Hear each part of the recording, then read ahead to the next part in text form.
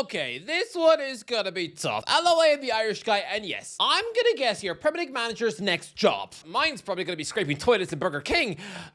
My name tag's gonna be Susan, isn't it? But lads, this video is gonna be tough. It's gonna be difficult, okay? But I'm gonna try and predict every Premier League manager's next job. And I hope that I don't have to react to this one day. And I've got more second-hand embarrassment for myself than when I remembered that, oh yes, I used to wear Lizzie McGuire pajamas at the age of 19. Right, let's go. Arsenal, Mikel Arteta, PSG. When I think of Mikel Arteta, I can't help but think of PSG. I don't understand it either. I don't know how my brain is making that connection or why. In the same way, I have no idea that whenever I think of the gingerbread man of Shrek, I can almost smell my uncle's coffee breath. It's the same way I don't understand that almost every time without fail, I often think about the fat one of Drake and Josh when I'm trying to take a poo. Seriously, next time you go to the bathroom, it's gonna happen to you as well. This is so similar to the wacky PSG and Arteta connection that my brain has made. It's like my brain has been trying to tell me something for years. And no, it's not that I secretly fancy daffodils. Oh no, it's because I think that Arteta is going to wind up at PSG. I mean, look, Arteta did spend a season on loan in France, but it was all the way back in 2001 before I even liked football. Oh no, back then I was just some chunky weird kid who used to smell broccoli and who had a creepy crush on Rogue off X-Men. Yeah, this is before the films. She was a cartoon, a literal drawing. Weird, but look, okay, I just think in an era where it is so common for retired players to manage the club they used to play for, even if their connection there was looser than your bowels after eating a wheelbarrow full of Indian food, yeah, Dyche and Hodgson got jobs at Forest and Palace just because they were failed chumps in the academy. So Arteta's 53 matches in France by comparison now makes that look longer than the Godfather trilogy. So yeah, I think when he eventually leaves Arsenal as the King of North London, upon his contract expiring in 2027, I think he walls into PSG to take Luis Enrique's job. I promise you, Arteta will be PSG boss one day. Aston Villa, Unai Emery, Real Madrid. Look, Aston Villa are having quite a middling season at the moment, so I'm not sure why I'm so hell-bent on the notion that Unai Emery is going to still one day manage Real Madrid. I mean, that club have since gone for a project manager, somebody 10 years younger than Emery. So surely that ship has sailed, right? Xabi Alonso is the new smooth, suave Spanish James Bond, the next generation superstar manager. Someone who looks literally tailor-made for the Bernabeu. I mean, Zidane had the ready-made aura of a Real Madrid boss, right? Yeah, okay, well, Alonso was a worse midfielder, yes, but he was equally as successful during his 5 years as a player there. So it makes sense that he'd be Real Madrid boss for a while, right? That he'd be there so long that his eventual successor is right now probably too young to go and watch Saw without his mum, right? No. In the same way Julian Nagelsmann looked like a perfect fit at Bayern Munich and should have been there for 10 years,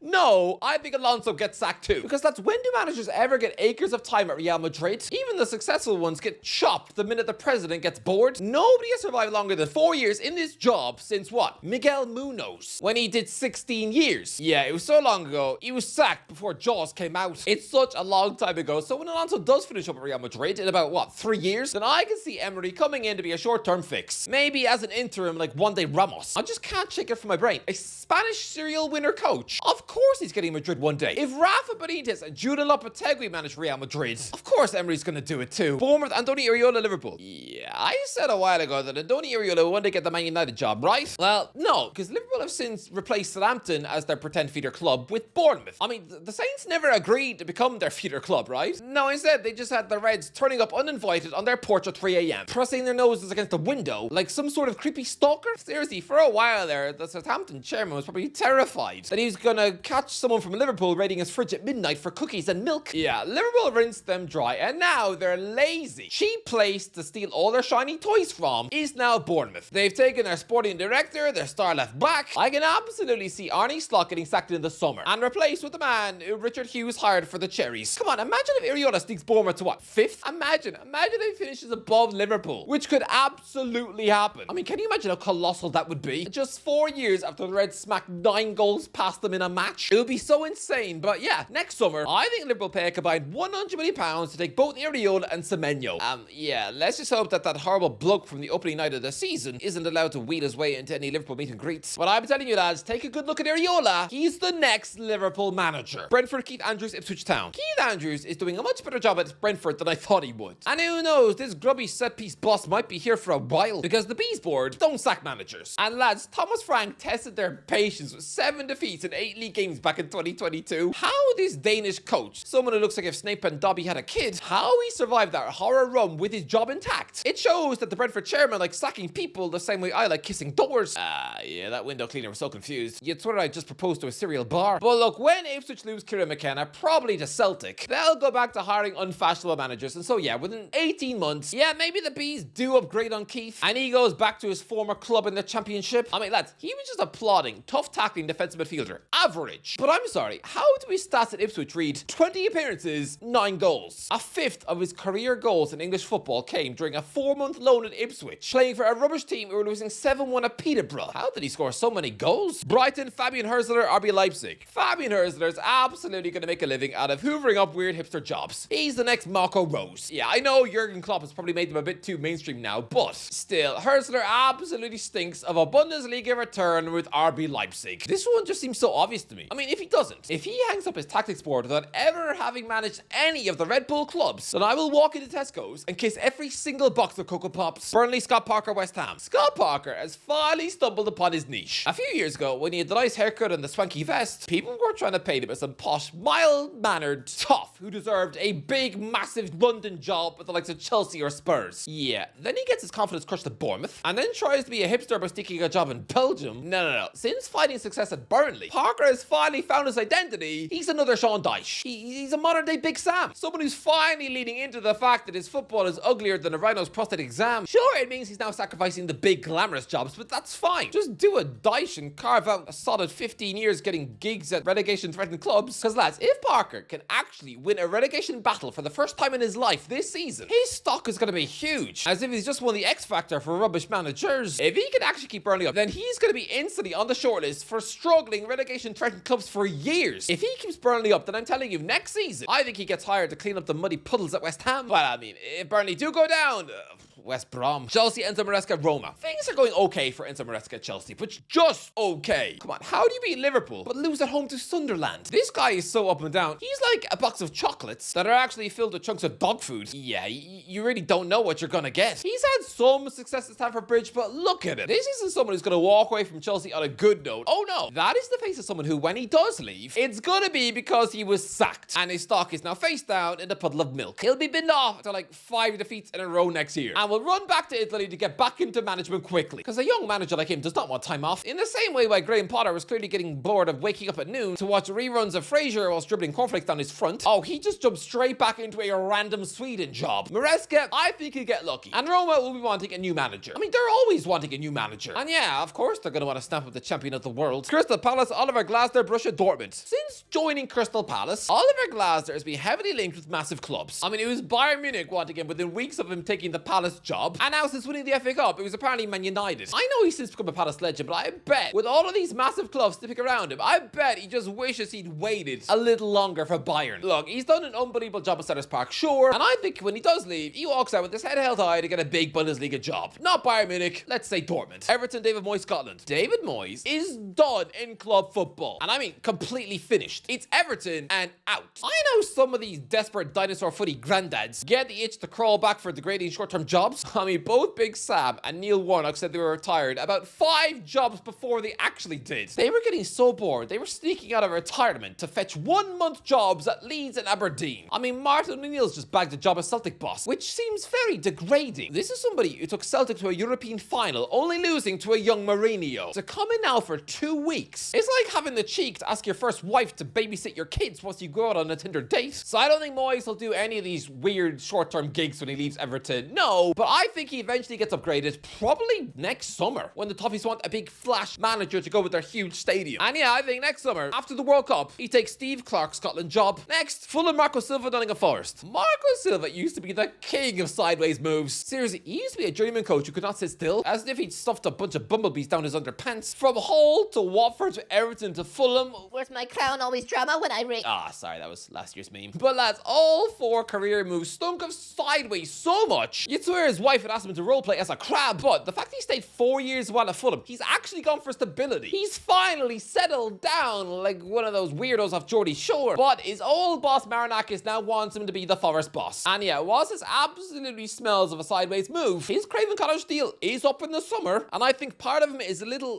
spicy, a little bitter that they never let him go and chase the Saudi bag when they wanted him. And yeah, I mean, Sean Dyche screams of short-term stability and nothing more. Just like when he was at Everton, he knows what this is. A short-term fling. Silva in the summer makes sense. Although, is it just me who'd struggle to tell him and to do part of Forest board meetings? They look like twins. Leeds, Daniel Farke, Besiktas. Things are going pretty well for Daniel Farke right now, but let's be real, okay? Don't be fooled. When he leaves Leeds, it's going to be because he was sacked after a nightmare run of results. Something horrendous like 6 straight defeats. So yeah, this chunky pirate stock will be pretty low. I can see his next move being Turkish football getting stamped up by Besiktas. Why not? Liverpool, Arne Slot, Inter Milan. This is a tricky one because we could be looking at the quickest ever collapse of a Premier League winning manager's aura. I mean, sure, Jose Mourinho had a few rough months as reigning champion with Chelsea in 2015, but relax, okay? His stock was still so huge, he was still able to walk into the Manchester United job. A gig he'd been after all his life. I mean, Ranieri, I guess. I mean, the Leicester sack led to a grubby job with Nantes, at the French football club, by the way. I'm not saying he was getting paid to cut the crust off your uncle's sandwiches, but Slot, like, if he's chased out of Liverpool after what? 7 defeats on the bounce. Oh, the only way is down. Look, I'm gonna go with the Rafa Benitez route. I mean, Benitez also won big things at Liverpool, but he was sacked and so took the Inter Milan job. Now, an Inter Milan team who were champions of Europe, all thanks to Jose. So it was still a quality job. I don't think Slot really does fix this mess, and I think he leaves Liverpool next summer. And he jumps back into work to replace a melted lollipop like Christian Kivu at the Inter Milan wheel after they fall to an embarrassing 6th. I mean, yeah, it's still a massive club. I know that would mean it's a Europa League job, but still, it's still a massive club. And surprisingly, no other football club on planet Earth have reached more Champions League finals than Inter Milan inside the last 7 years. So yeah,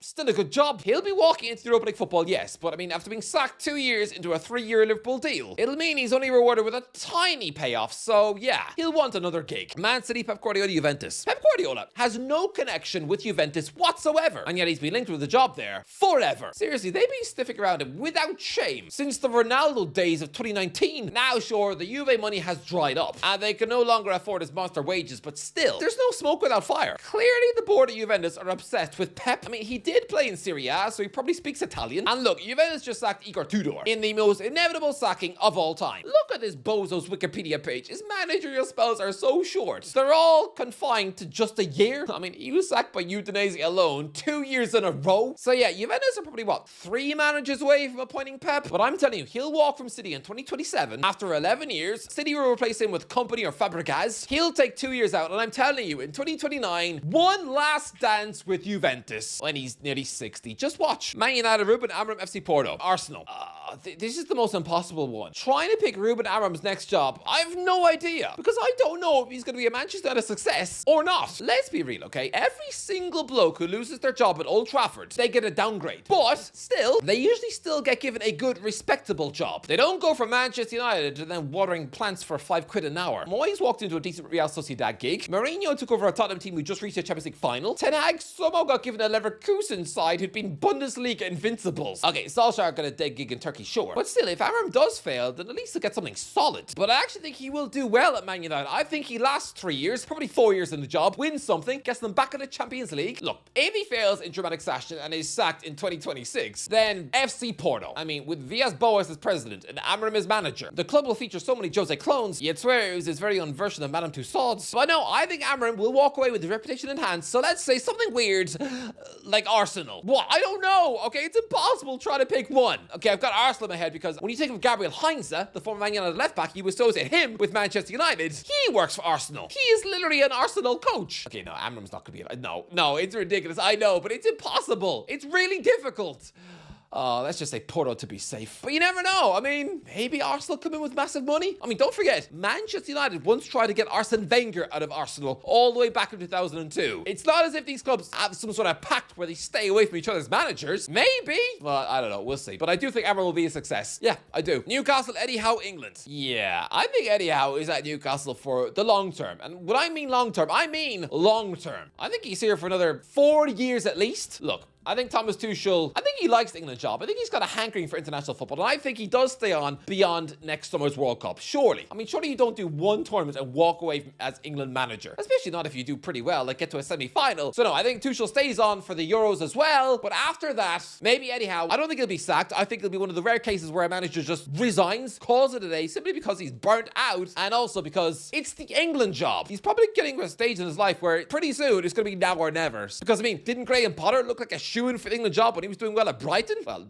doing mediocre at Brighton, but everyone seemed to love him. Yeah, now he's got as much chance of managing England as I do of turning into a chocolate monster. So, I think he does leave Newcastle for the England job. Nottingham Forest, Sean Dyche, Burnley. Remember what I said about Scott Parker realizing that his best bet was to stick with ugly, grimy jobs? I mean, there's no shame in it. It's nothing to be embarrassed about. I'm not saying he should divorce his wife to marry someone who looks like the warthog off the Lion King. No, but there's a solid career to be made in being the modern day Big Sam. And similarly, Dyche, when Parker goes to West Ham next summer, I reckon he goes back to Burnley. A Burnley team who might just have scraped survival. Why not? Sunderland, Regis Labrie, Lyon. French football, French football, French football. Regis Labrie will get poached by Olympique Lyon next year. Just you watch. Tottenham, Thomas Frank, Denmark. Thomas Frank has to manage Denmark one day. He has to. He screams Denmark manager. He coached their underage teams from under 16s to under 19s. He managed Brøndby for 3 years. And oh yeah, his former assistant at Brentford is the current Denmark manager. Surely that is his rightful throne. I'm going to call it, okay? I think he's going to be the Denmark manager for the 2030 World Cup. Maybe even Euro 2028. West Ham, Nuno Santo, Al Rayyan. I'm calling it now. I think Nuno Santo becomes the first ever manager to get sacked by 2 different Premier League clubs in the same season, which would be such a brutal disaster for his reputation. After a wonderful season for Forest, to get binned off by 2 clubs in the same relegation battle. I mean, it's the same fate that would have probably happened to Jesse Marsh if he'd been stupid enough to take the Southampton job after the Leeds sack. I don't think anybody's ever been sacked by 2 different clubs in the same Premier League season. And I think that happens with Santo. I think West Ham panic and bin him off in early February. And I think he'll be so angry, he'll fully just give up on English football. Like the last time when Spurs barely gave him 5 minutes back in 2021. Oh, he just gave up and ran off to collect the bag in Saudi. I think he does it again. West Ham cruelly bin him off. And so yeah, he'll go off earning mental money coaching Mitrovic at Al Rayyan. Just watch. I think he becomes the first ever public manager to be sacked twice in a season. Wolves, Vitor Pereira, Alcaja. Vitor Pereira is a massive journeyman coach who clearly is not picky. He says yes to anything with a paycheck. I mean, especially after 3 years in China. Oh, he must have a really bling kitchen. He's probably so rich he can afford a fridge that can talk. He's rich enough to teach his cat how to cook. So yeah, after the Wolves sack, I think he'll go back to chasing money with Alcaja in 2026. Just you watch.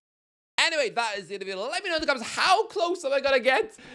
Did I really say Amorim's gonna manage Arsenal? Oh, mental. Anyway, that is the end of the video. Enjoy the video. Don't forget to like, subscribe, ways. I'll talk to you in a while.